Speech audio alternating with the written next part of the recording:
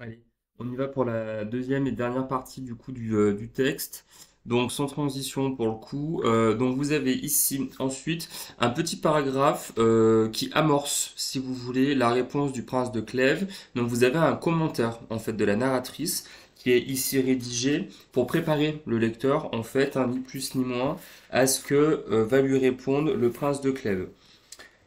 Cette amorce, elle est formée sous la forme, donc je le disais, d'un petit paragraphe et qui est en fait plutôt bien structuré parce qu'il va mettre en scène, ou il va indiquer au lecteur un petit peu les émotions et les sentiments qui agitent le mari de la princesse. Alors, première chose, donc Monsieur de Clèves était demeuré, verbe d'état déjà, donc vous avez des indications sur eh bien, son état par définition. Pendant tout ce discours, la tête appuyée sur ses mains, hors de lui-même, et il n'avait pas songé à faire relever sa femme. Vous êtes ici dans le vocabulaire de la prostration, de l'abattement, d'accord, introduite, enfin description du moins introduite par le verbe d'état, être demeuré donc à l'imparfait, qui évidemment permet de décrire le personnage.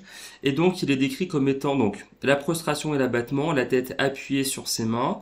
Vous avez ici une posture qui renvoie à celle de l'apitoiement, de l'abattement, dans les arts et puis dans la culture, hein. Et il était surtout hors de lui-même. Donc vous avez ici ce terme à comprendre de deux manières, le sens propre, hors de lui-même, c'est-à-dire qu'il était complètement, comment pourrait-on dire, énervé, surpris, abattu, mais aussi le sens figuré et peut-être plus imagé, hors de lui-même, comme si vraiment il était en dehors de lui-même, comme s'il y avait une sorte de cisure entre son état et sa pensée, le corps et l'esprit, et donc il ne reconnaissait pas finalement sa femme qui n'arrivait pas à prendre en compte ce qu'on venait de lui dire. D'accord. Et du coup, cet abattement, il est aussi rendu, enfin, on en rend compte aussi par la coordination, la proposition coordonnée ici, et il n'avait pas songé à faire relever sa femme, comme s'il était tellement triste, tellement abattu il n'avait pas justement songé à réagir à la position dans laquelle se trouve sa femme, c'est-à-dire à ses genoux. Euh, donc ensuite, quand elle eut cessé de parler, le conseil il est au passé, vous avez ici un passé antérieur, qu'il jeta les yeux sur elle, qu'il la vit à ses genoux, le visage couvert de larmes et d'une beauté si admirable, il pensa mourir de douleur, et l'embrassant en la relevant de poing. Donc plusieurs sentiments mêlés, ici vous avez une sorte de colère, déjà, comment dire, amené, déjà proposé avec hors de lui-même, bien sûr. Euh, et vous avez aussi évidemment une forme de douleur qui est ici mise en exergue. Il pensa mourir de douleur. Donc ici vous avez bien sûr le domaine de l'emphase, de l'hyperbole, hein. Vous avez ici une hyperbole qui est employée comme pour renforcer les sentiments du prince. D'accord. Et il pense mourir de douleur. Pourquoi? Encore une fois, en fait, c'est en réaction au portrait de la princesse de Clèves, qui a le visage couvert de larmes et qui est d'une beauté si admirable, avec l'adverbe intensif si, qui ne peut renvoyer qu'à une description, hein. Bon, et puis l'adjectif admirable, de toute façon, quasiment parfaite de la princesse, mais ça, on l'a déjà vu des dizaines de fois et vous le savez. Bon, et vous remarquez ici, si vous remontez un petit peu le texte, on l'avait remarqué, ici vous avez un gérondif qui est employé en se jetant à ses genoux, je le mets en rouge, vous avez la même structure ici. Et l'embrassant en la relevant. Vous avez aussi un gérondif, donc dans les deux cas, qui va ouvrir ou qui va amener la réplique du personnage. Dans le cas de la princesse de Clèves, elle va amener son, comment dire, son aveu. Ici, dans le cadre du prince de Clèves, ce gérondif amène évidemment sa réponse. Alors, ayez pitié de moi ayez pitié de moi vous-même, madame, lui dit-il, j'en suis digne, et pardonnez si, dans les premiers moments d'une affliction aussi violente qu'est la mienne, je ne réponds pas comme je le dois à un procédé comme le vôtre. Vous avez ici, même chose, une sorte de structure un peu parallèle avec le discours de la princesse. Elle a terminé son discours ou son aveu par ayez pitié de moi, lui commence par ayez pitié de moi vous-même. Donc un effet de miroir, un jeu de correspondance qui place aussi ici le prince dans une posture pathétique, évidemment, et lui aussi tente de se proposer, de se montrer à la princesse comme un personnage, un héros exemplaire. D'accord. Cet héroïsme, on va dire, ou en tout cas ces caractéristiques de l'honnête homme, en fait, hein, sont renforcées par l'adjectif digne, Donc il insiste sur sa dignité, sur son intégrité et sur sa bonne conduite qui justifierait le lecteur et la princesse de le prendre justement en pitié, dans le sens littéraire du terme bien sûr. Euh, mais cette réplique est aussi importante parce qu'elle est ici, vous le remarquez, introduite, enfin la deuxième partie de sa phrase est introduite par une rupture. Vous avez un point-virgule et une conjonction de coordination et qui va faire basculer sa réponse dans un autre domaine. Et pardonnez si dans les premiers moments d'une affliction aussi violente qu'est la mienne, je ne réponds pas comme je dois à un procédé comme le vôtre. Il prévient ici la princesse avec une affliction aussi violente, ce qui montre justement qu'il est parfaitement et en tout cas très blessé par ce qu'il vient d'entendre. Vous avez l'adverbe aussi qui le montre et puis l'adjectif violente évidemment. Et il prévient qu'il pourra répondre d'une manière qui n'est pas la bonne. D'accord? Négation totale, je ne réponds pas comme je le dois à un procédé comme le vôtre. Comme si d'ailleurs c'était un petit peu la faute de la princesse s'il en venait dans sa réponse à s'emporter, parce que ce qu'il vient d'entendre est tellement important, tellement grave, tellement impropre, qu'il ne peut qu'y répondre lui aussi par on ne sait quel moyen, mais un moyen qui ne serait pas un moyen de bienséance. Vous me paraissez plus digne d'estime et d'admiration que tout ce qu'il y a jamais eu de femme au monde, mais aussi je me trouve le plus malheureux homme qui ait jamais été. Une sorte de parallélisme, une phrase qui est construite en miroir ici. Vous avez donc, vous me paraissez plus digne d'estime et d'admiration que, donc vous avez l'emploi d'un comparatif de supériorité aussi ici, donc c'est les degrés de l'adjectif, vous savez, c'est comme en anglais en fait. Encore une fois, verbe d'état, on retombe sur le paraître, on n'est pas dans le domaine de l'être. Donc il commence par la description de la princesse. Vous me paraissez plus digne d'estime et d'admiration que tout ce qu'il y a jamais eu de femme au monde. Bon, qui vise du coup à réhabiliter sa femme dans le domaine de l'admiration, là aussi, de l'exemplarité. Elle est plus digne. On répond là aussi, c'est le même vocabulaire pour lui, d'accord? Il y a un jeu là aussi de contraste, enfin pas de contraste mais de miroir entre les deux personnages, et elle provoque de l'estime et de l'admiration, des mots importants bien sûr au regard de l'époque. Et je vous rappelle, si je dis pas de bêtises, que elle les a utilisés, regardez ici, elle parle d'estime un petit peu plus haut dans le texte, pour un mari que l'on n'en a jamais eu. Et lui, qu'est-ce qu'il dit? D'estime pour une femme qu'il n'a jamais eu de femme au monde. Vous voyez que les structures, franchement, les structures syntaxiques sont quasiment les mêmes et leurs discours, en tout cas leurs réponses, se construisent à peu près de la même manière. Nouvelle rupture, point virgule et conjonction de coordination, mais qui vient là aussi introduire, comme je viens de le dire, une rupture. Mais aussi, je me trouve le plus malheureux homme qui ait jamais été. Et donc là, on n'est plus dans un comparatif de supériorité, on est dans un superlatif, donc un degré de l'adjectif encore plus haut. Lui, il est le plus malheureux de tous les hommes.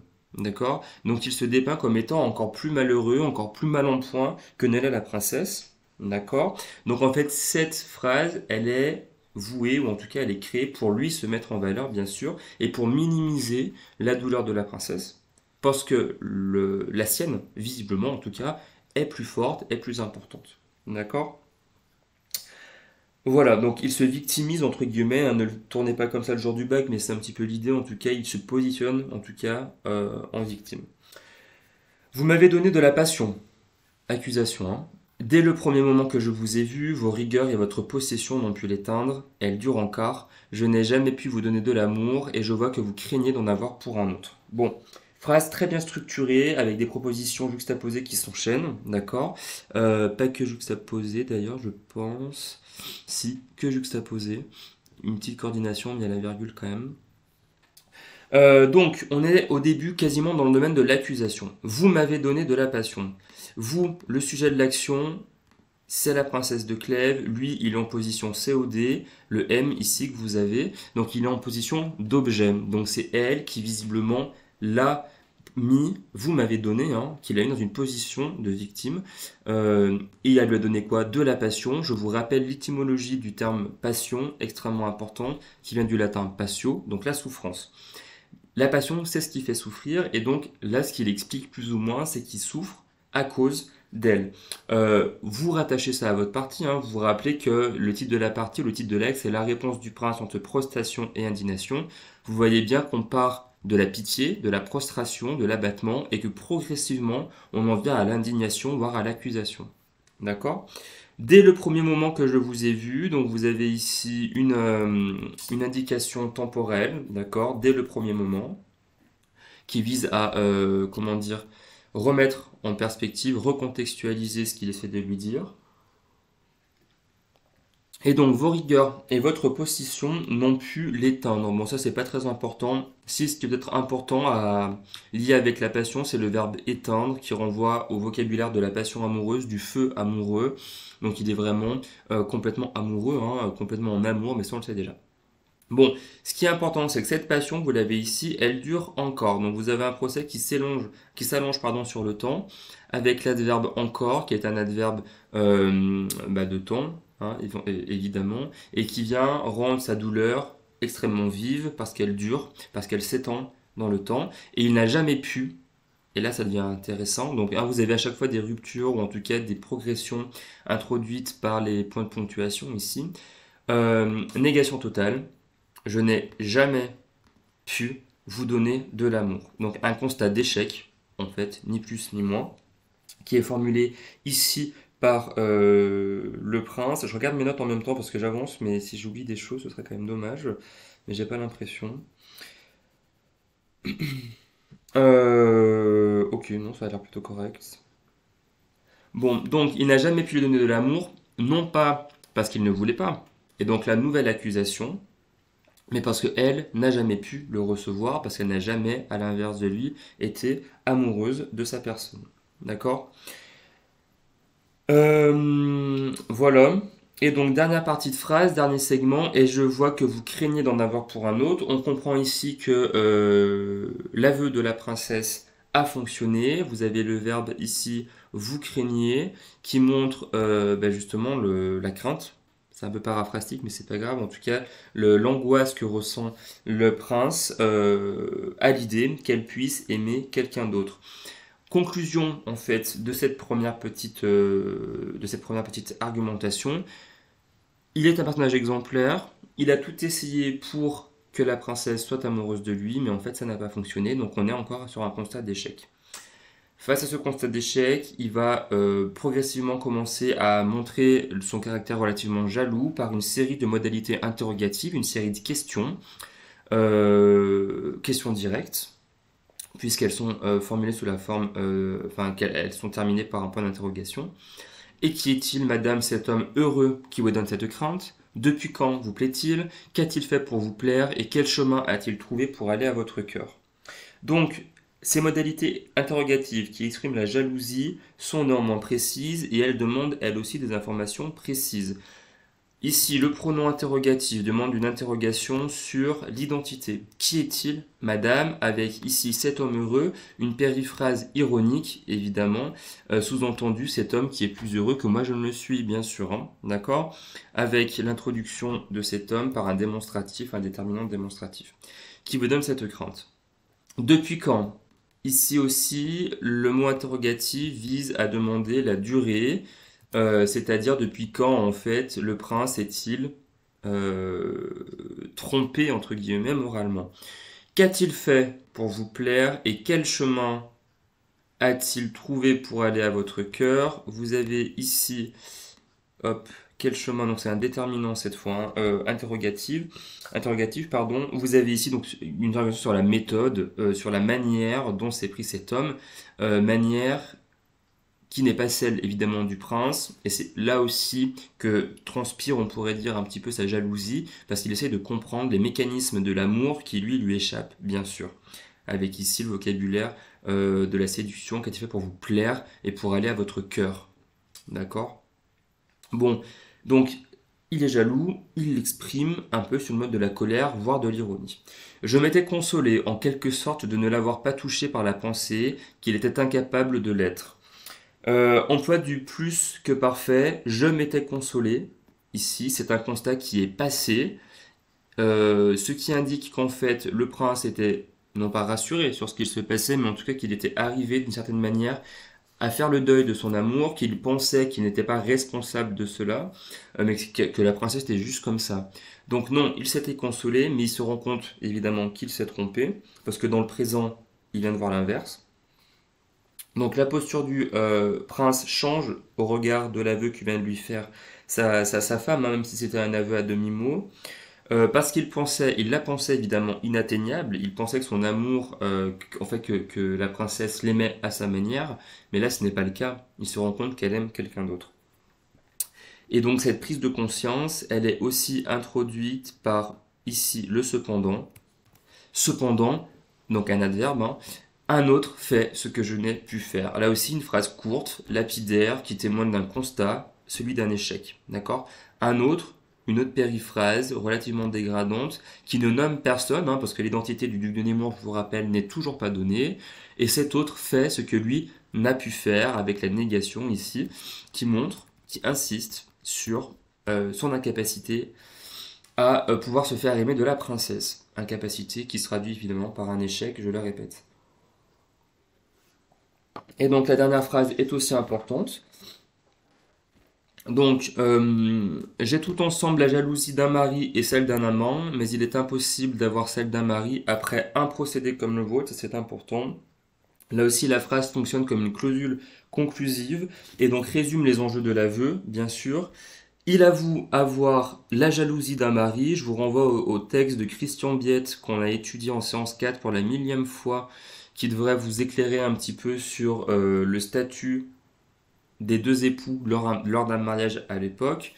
Donc il avoue avoir tout ensemble la jalousie d'un mari et celle d'un amant, ce qui justement est problématique parce que dans un couple, vous avez une coordination ici. Dans un couple, normalement, simplement, le mari doit se comporter comme un ami, si vous voulez, bon, un ami amoureux, mais un ami quand même, alors, et non surtout pas comme un amant, alors que là, le prince fait l'inverse.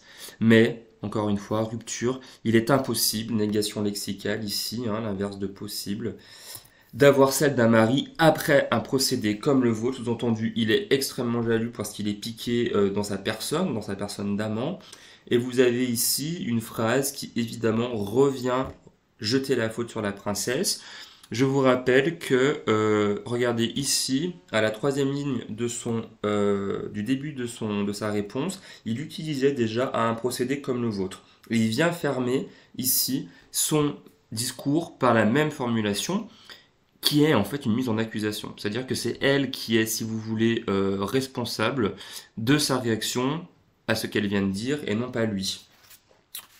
Voilà. Et donc ce qui annonce évidemment une suite tragique au roman, vous vous en doutez. Bon, en conclusion,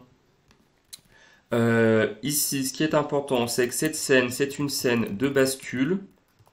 Je le note en même temps ici. Pourquoi ? Parce que la princesse, malgré son caractère héroïque, tend à faire un aveu qui va plonger évidemment son mariage dans la tourmente. Euh, pour deux raisons. Son mari va, bon, si vous voulez, va commencer à l'espionner, à essayer de voir un petit peu qui est cet homme qu'elle aime finalement. Et puis ça va conduire de toute façon à sa mort à lui, d'accord? Une posture là aussi théâtralisée des personnages. Euh, on est presque dans une lutte de rhétorique, à la fois gestuelle et verbale, avec une sorte de caractère obséquieux un petit peu de la parole, où chacun essaie de protéger l'autre tout en démontrant ses manquements et puis ses défauts, mais qui conduit en tout cas à une condamnation des passions de la part du prince et implicitement de l'autrice, parce que la passion dévorante de la princesse, bien sûr, va les conduire à l'échec et puis lui à la mort. Donc cette passion qui prend toute la place est condamnée. Je vous rappelle qu'elle s'oppose au jansénisme et au cartésianisme, qui sont un petit peu les deux mouvements de pensée philosophiques et religieux de l'époque.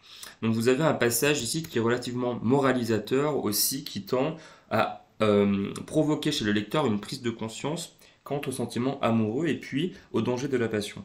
Et vous avez donc deux répliques qui sont établies, écrites si vous voulez, ou qui se construisent en complémentarité, avec un aveu pathétique d'un côté et une réponse formée sur le ton du reproche de l'autre. Voilà, en ouverture, pensez par exemple à la mort du prince, ça peut être intéressant, donc c'est en troisième partie je pense du roman, troisième ou quatrième, je sais plus bien, qui accuse, donc reprenez le dialogue entre le prince et la princesse, et vous voyez que là aussi, il est dans un constat d'accusation de sa femme, et donc vous pouvez mettre en parallèle cette parole du prince qui est relativement ici condamnatrice envers la princesse, et puis la scène d'adieu, la scène de sa mort, où là aussi il reproche les caractères de la passion amoureuse à sa femme qui les a conduits à l'échec. Voilà pour ce texte, et on en reparle en cours, si toutefois il y a besoin, et sinon c'est très bien comme ça. Bonne fin de journée.